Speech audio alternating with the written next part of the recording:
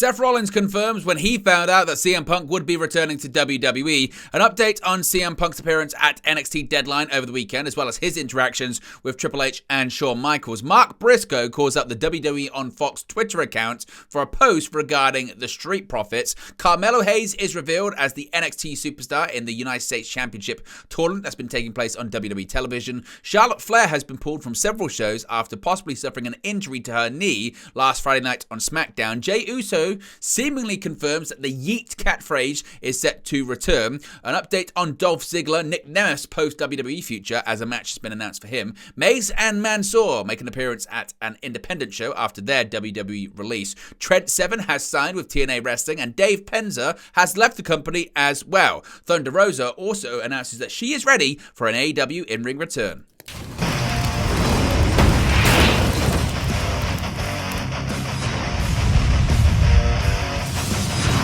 Hey guys, welcome back to Wrestling News 365. Hope everyone is doing very well. As always, there are plenty of news stories to get into in the world of professional wrestling. Let's start off talking about Seth Rollins once again going on the record and talking about his issues with CM Punk and Punk's return to WWE.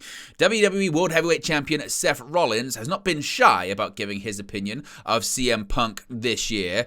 During the WWE 2K media event during Royal Rumble weekend earlier this year, Rollins infamously said that CM Punk was a cancer and that he did not want to see Punk back in the promotion.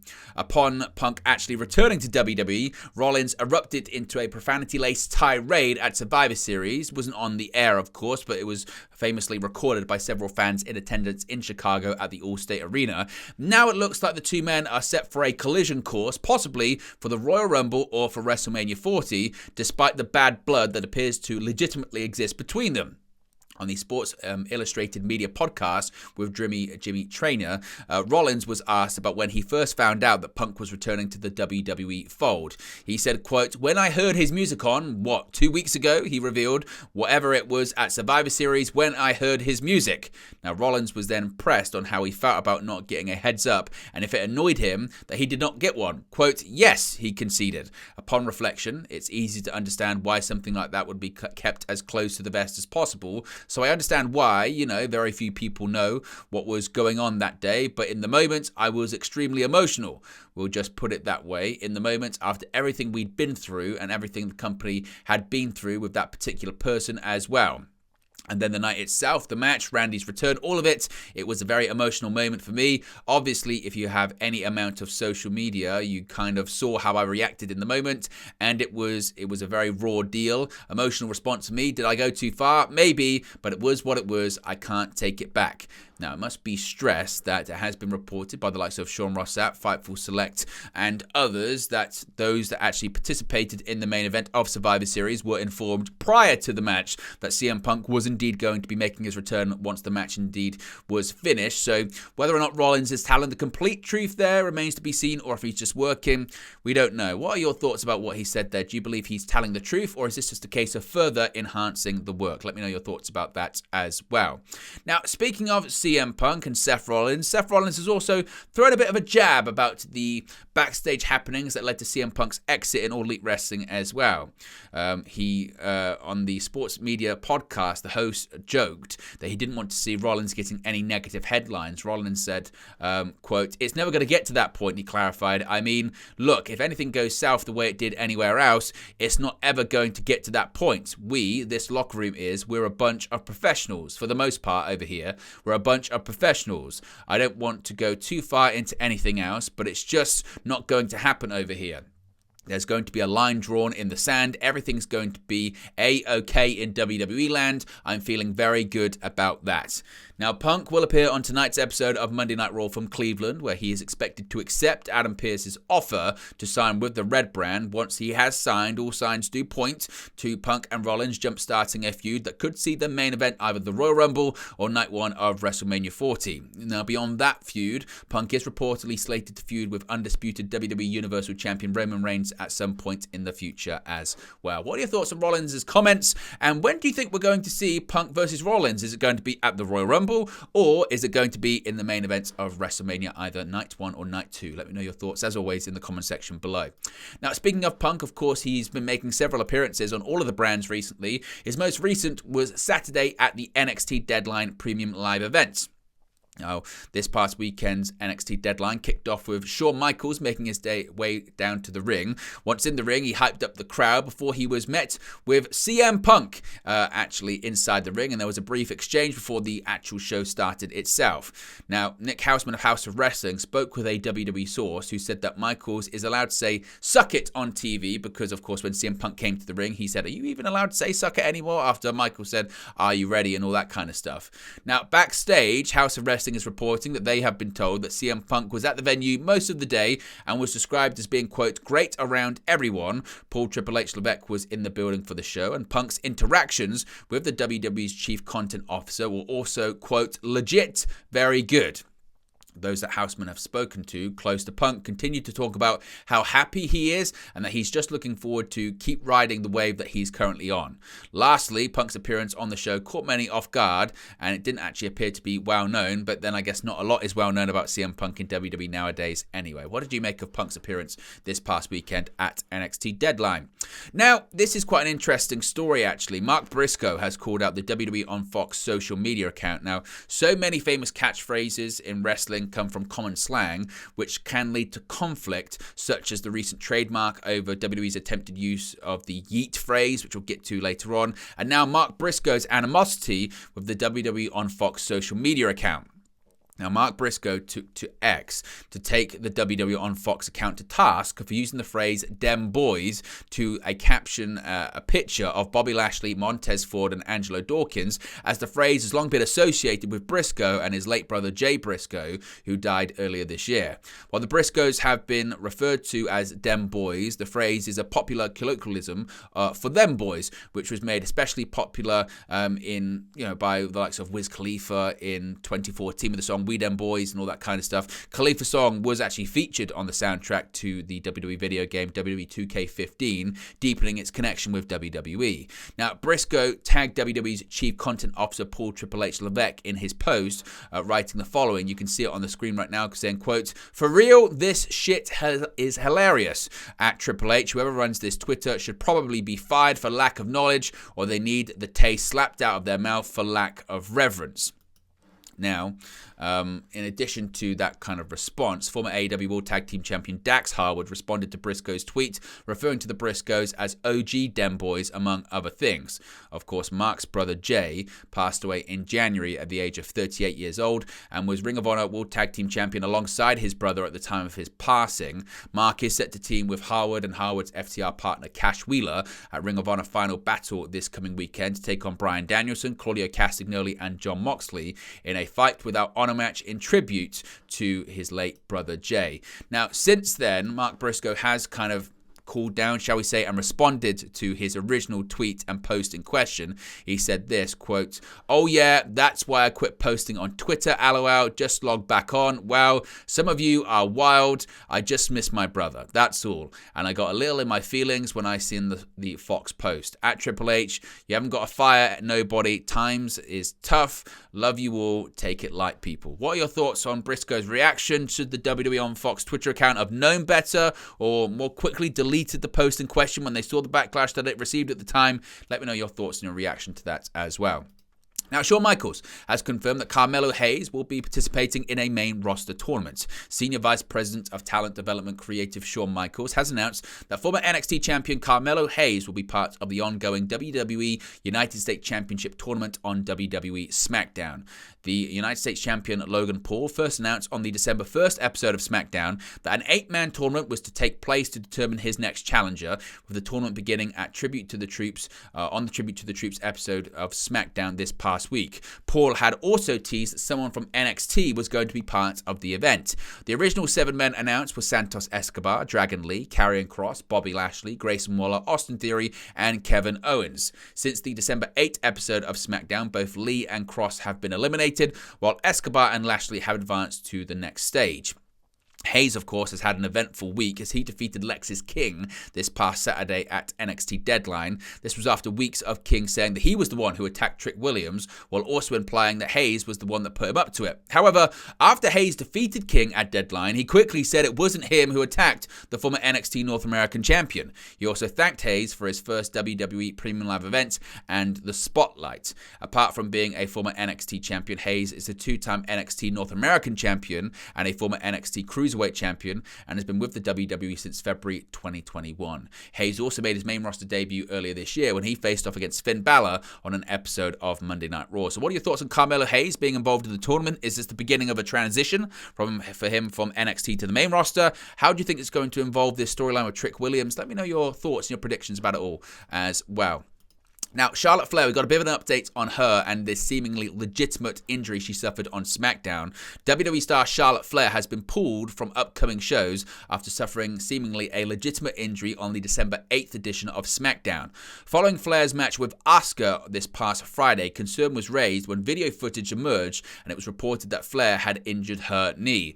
While no specific details were known regarding the extent of the injury, PW Insider noted that the 14-time world champion was tended to and helped to the back by WWE's medical team after the match. In a new update, again from PW Insider, it seems as if Flair was pulled from live events over the weekend due to the injury.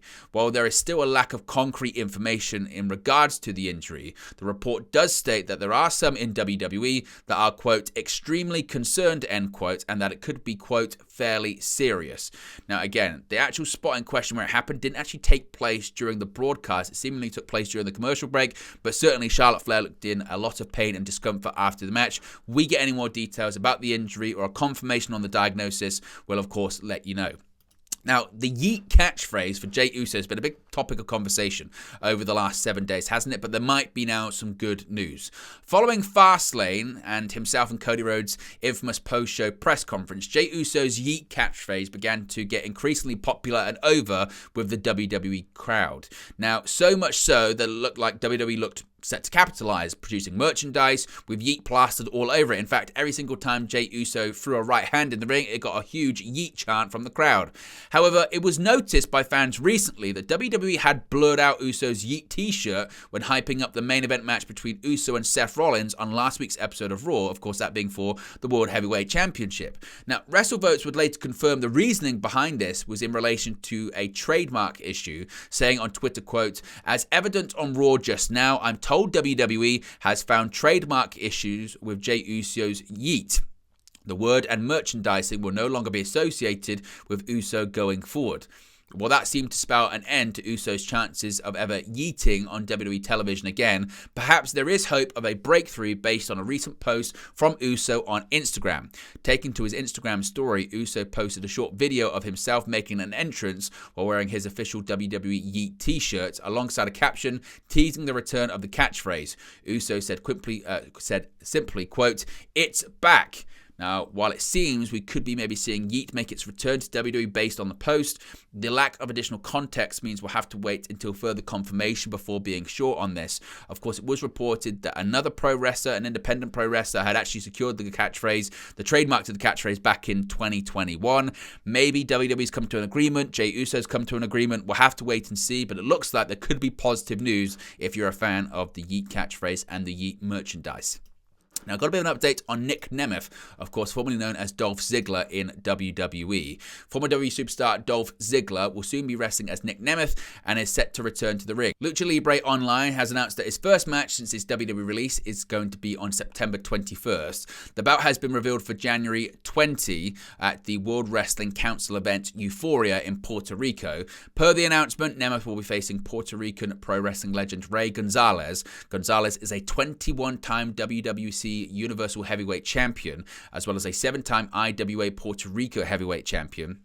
Quote, "Ladies and gentlemen, it doesn't get any bigger than this," said Nemeth. "That's right, WWC Euphoria, Puerto Rico, baby. The most wanted man in professional wrestling today, the hottest free agent, and I'm laying it down, baby. I'm laying down a challenge in Puerto Rico for Mr. Ratings Ray Gonzalez. You think you can set foot in the ring with me and go toe-to-toe with the best damn thing going today? January 20, WWC Euphoria. Mr. Ratings, the most wanted man, Nick Nemeth, is coming for you if you've got the guts."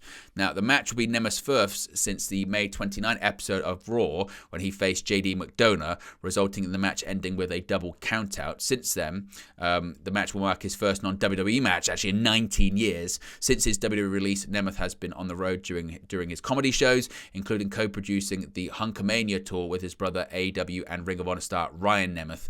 On the other hand, Ryan Nemeth's last match was on the November 4th episode, or taped episode of Ring of Honor on Honor Club.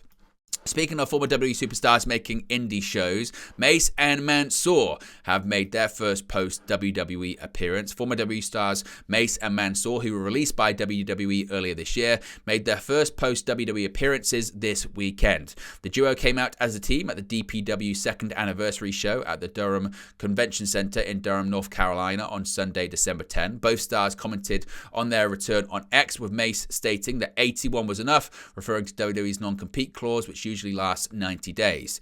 Mace and Mansoor's WWE non-compete clause was originally set to expire on December 20. The duo, who were part of the Maximum Male Models faction in WWE, have been announced for another independent show, Effie's Big Gay Brunch, 8 event, which will take place on January 27. The former WWE stars were released by the promotion on September 21st, following the merger of WWE and UFC. The likes of Mustafa Ali, Dolph Ziggler, Emma, Shelton Benjamin, Top Dollar, Elias, Dana Brooke, and Shanky were a few of the other WWE stars who were released in September as well. So they've been making their first post-WWE appearance. Speaking of signings and appearances, Trent Seven has signed with TNA Wrestling. After making a surprise appearance at Saturday's Final Resolution event, Trent Seven is officially part of the Impact/TNA Wrestling roster. Seven joined with Speedball Mike Bailey to take on the Rascals Trey Miguel and Zachary Wentz, picking up a victory in the impromptu match. Afterward, TNA head Scott D'Amore went into the ring and cut a promo explaining how much he liked Seven in the past, and while he couldn't sign him then, someone was dumb enough to let him go, so he could now. He then offered him a contract with Seven signed on Bailey's back. The length of the deal was not announced. Since being released by WWE in the summer of 2022 after a long run with NXT UK, the 42-year-old UK native has been busy on the UK scene with OTT, Rev Pro and others, while also making his AEW debut a year ago as well. Saturday marked his Impact in-ring debut, although he has competed for both the TNA X Division title and the Impact Digital Media title in other organizations in the past. However, as one comes in, another does depart. Dave Penza finished up with TNA Wrestling over the weekend as well. According to Fightful's Joe Pearl, after Final Resolution went off the air, TNA Wrestling President Scott D'Amore made the announcement that ring announcer Dave Penza would be departing the company. D'Amore reportedly thanked Penza for his service, shared stories, and thanked him for his service to professional wrestling. However, it does, despite potentially seeming to be the case, it was confirmed that Penza's TNA departure will not be his retirement from pro wrestling altogether. Penza's resume dates back to the late 1980s and the Global Wrestling Alliance in South Florida, later working with WCW between 1993 and the company's closure in 2001. He would then begin his career with TNA in 2006, working with the company in his initial run for years before departing in 2010. After a 7-year absence, Penza eventually returned to TNA in 2017 for a brief stint before being brought back in 2020 in a full-time capacity. Penza's departure comes just shy of the company's big rebrand in 2024, when they will be returning from Impact Wrestling to TNA Wrestling for the first time in 6 years at the TNA Hard to Kill event on January 13. Following the show, Penza would take to Twitter to thank everyone who gave him his Impact send-off, saying, quote, "Wasn't expecting that send-off, lots of things swirling in my mind. Thanks for all the great comments. I'll take a few days and make a statement on here." Now, Penza's departure just comes after it was confirmed that obviously there's going to be a couple other departures probably as well, looking like Deonna Purrazzo could be set to leave TNA too. If we get any more information on TNA incomings or outgoings, we'll let you know in a future video. Finally, Thunder Rosa says she's now ready to make a return to the ring. Thunder Rosa announced that she was stepping away from the ring due to deal with a back injury ahead of All Out 2022, while Toni Storm was crowned as an interim AEW Women's World Champion on the September 4th, 2022 event. Her reign was retroactively changed from interim to official after Thunder Rosa officially relinquished her title. Speaking with News 4 in San Antonio, Thunder Rosa stated that she's waiting for the recall to return. Stating that she's ready to go, she said, quote, "It's very tough. It's mentally, physically, and spiritually tough, but it's been a beautiful journey from the lows to the highs. I am ready. I am whenever that call. My boss says it's time for you to return. Like, I am super excited and cannot wait to show the world and all you fans who have been supporting me all this time that I'm ready and I have a lot more to give." Now, Rosa last wrestled at the August 10, 2022 AEW Dark Elevation taping, teaming with Toni Storm and Hikaru Shida to defeat Emi Sakura, Marina Shafir, and Nyla Rose. So, seemingly, she's ready to return. It's just a case of when. But there you go, guys. That's the latest pro wrestling news for you. Be sure to smash a like on the like button. Be sure to subscribe, bottom right-hand corner. As always, let me know your thoughts in the comment section below, and I'll speak to you again very, very soon. Hey guys, thank you for watching, listening, streaming, or however you come across this video today. Be sure to click on the video on the right there to watch our next video, or click the bottom there to subscribe, or the bottom right hand corner. Thank you very much, and I'll speak to you again very soon.